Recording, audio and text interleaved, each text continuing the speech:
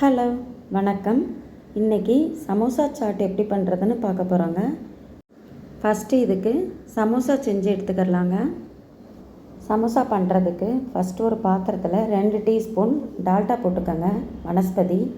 அதில் 1/4 டீஸ்பூனுக்கும் கம்மியாக சோடா உப்பு சேர்த்துக்கோங்க. தேவையான அளவு உப்பும் சேர்த்து நல்லா மிக்ஸ் பண்ணிக்கோங்க. இதை நல்லா அடித்து எடுத்துகிட்டு இது கூடவே 200 கிராம் மைதா சேர்த்துக்கோங்க. இதில் 1/4 டீஸ்பூன் ஓமம் சேர்த்துக்கோங்க. ஓமம் சேர்க்குறனால நல்லா ஜீரணம் ஆகுங்க, டைஜஷன் ப்ராப்ளம் வராது. எல்லாம் சேர்த்து நல்லா கலந்து விட்டுக்கோங்க. இப்போ இந்த மாவுக்கு தேவையான அளவு தண்ணி சேர்த்து சப்பாத்தி மாவு பிசைகிற மாதிரி பிசைஞ்சு எடுத்துக்கோங்க. நம்ம இதில் டால்டா சேர்க்குறனால சமோசா சாஃப்டாகவும் இருக்கும், கிறிஸ்பியாகவும் இருக்குங்க. இப்போ இது கூடவே 2 டீஸ்பூன் எண்ணெய் சேர்த்து மாவை நல்லா பிசைஞ்சு வச்சுக்கோங்க. இதை அப்படியே அரை மணி நேரம் மூடி போட்டு மூடி வச்சுருங்க.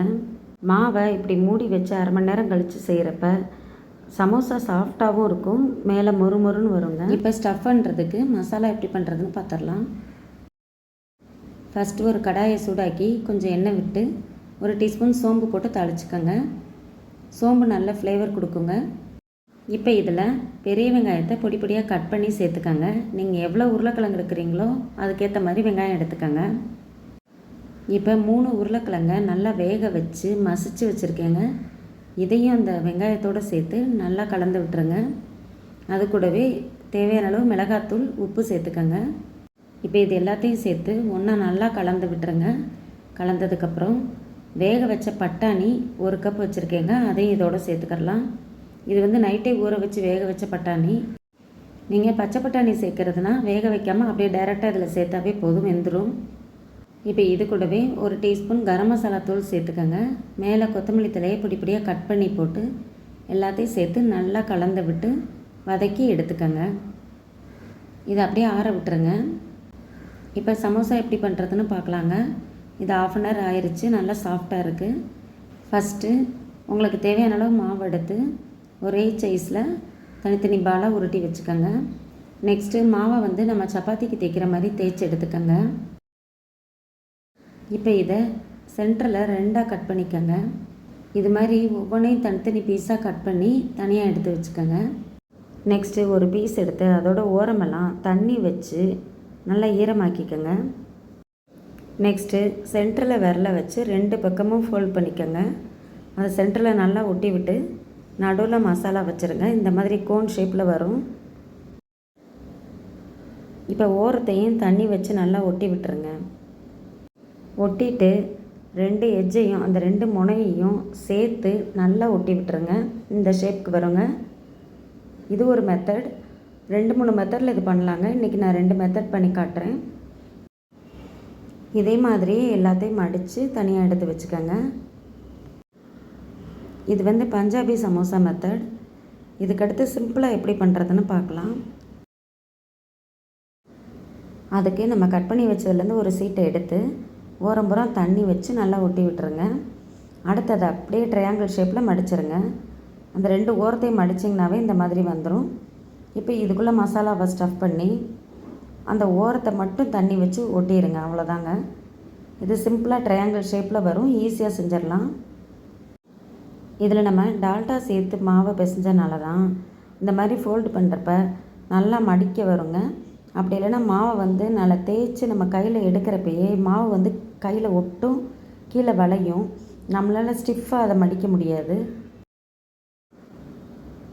இப்போ ஒரு கடாயை நல்லா சூடு பண்ணி தேவையான அளவு எண்ணெய் ஊற்றி இதை கொஞ்சம் கொஞ்சமாக போட்டு 2 பக்கமும் நல்லா திருப்பி விட்டு பொரிச்சு எடுத்துடலாங்க. இது நல்லா மொறுமொறுப்பாக வந்தோன்னே எடுத்துருங்க. இந்த சமோசா சீட் எப்படி பண்ணுறதுன்னு ஏற்கனவே வீடியோ போட்டிருக்கேன், அதையும் இதில் கொடுக்குறேன், பார்த்துக்கங்க. அந்த சீட் ப்ரிப்பேர் பண்ணி வச்சுக்கிட்டோன்னா வேணுங்கிறப்ப மசாலா மட்டும் ஸ்டஃப் பண்ணி இதை ஈஸியாக பண்ணிடலாங்க. இப்போ சமோசா செஞ்சு எடுத்துட்டோம். இதுக்கு சமோசா மிக்ஸ் பண்ணுறதுக்கு, அந்த சாட் பண்ணுறதுக்கு தேவையான மசாலா எப்படி பண்ணுறதுன்னு பார்க்கலாங்க. இதுக்கு 1 கப் வெள்ளை பட்டாணியை நைட்டே ஊற வச்சு காலையில் குக்கரில் சேர்த்து நல்லா வேக வச்சு எடுத்துக்கோங்க.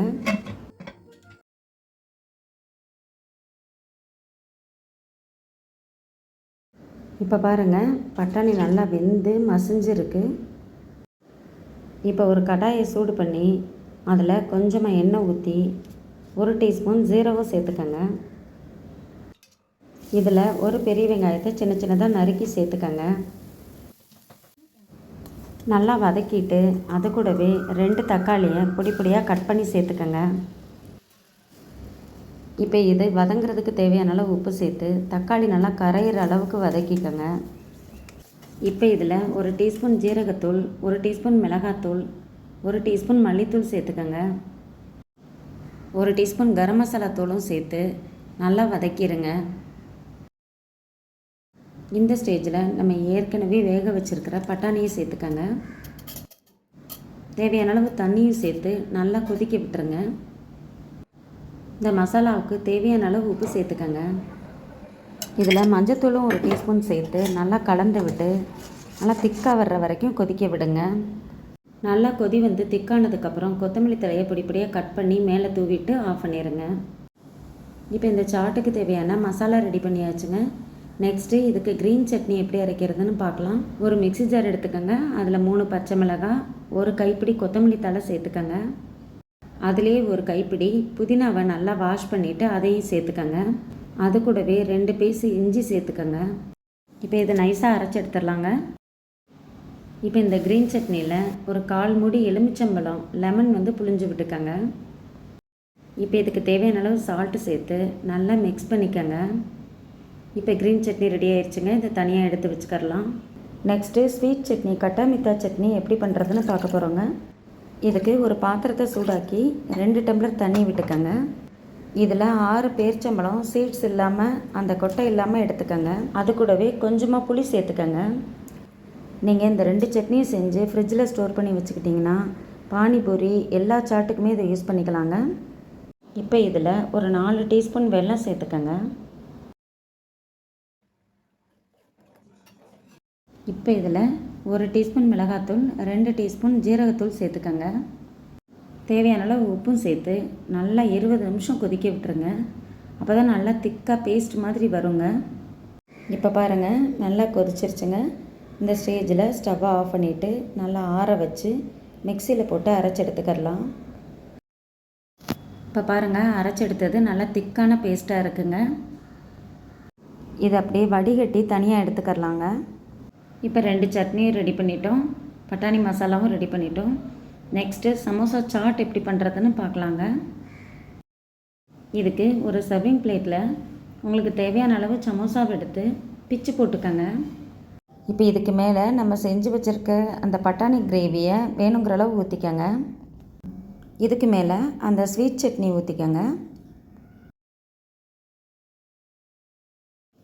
இதுக்கு மேலே அந்த க்ரீன் சட்னி ஊற்றிக்கங்க. இதுக்கு மேலே கொஞ்சம் கெட்டியான தயிர் சேர்த்துக்கங்க. எனக்கு வந்து இதில் தயிர் சேர்க்கறது பிடிக்காதனால நான் ஸ்கிப் பண்ணிட்டேன். உங்களுக்கு வேணும்னா சேர்த்துக்கங்க. இதில் பெரிய வெங்காயத்தை பொடி பொடியாக கட் பண்ணி மேலே தூவிக்கங்க. இதுக்கு மேலே ஓம பொடியை தூவிக்கங்க. இதுக்கு நைலான் சேவுன்னு ரொம்ப நைஸாக கிடைக்குங்க, அது சேர்த்திங்கன்னா நல்லாயிருக்கும். அதுக்கு மேலே கொத்தமல்லி தலையை தூவி சர்வ் பண்ணிடுங்க. அவ்வளோதாங்க, செஞ்சு முடிச்சிட்டோம். உங்களுக்கு இந்த வீடியோ பிடிச்சிருந்தா ஒரு லைக் போடுங்க, மற்றவங்களுக்கும் ஷேர் பண்ணுங்கள். நீங்களும் செஞ்சு பார்த்து எப்படி வந்துச்சுன்னு எனக்கு கமெண்ட் பண்ணுங்கள். இது வரைக்கும் இந்த வீடியோ பார்த்ததுக்கு ரொம்ப நன்றி. தேங்க்ஸ் ஃபார் வாட்சிங்.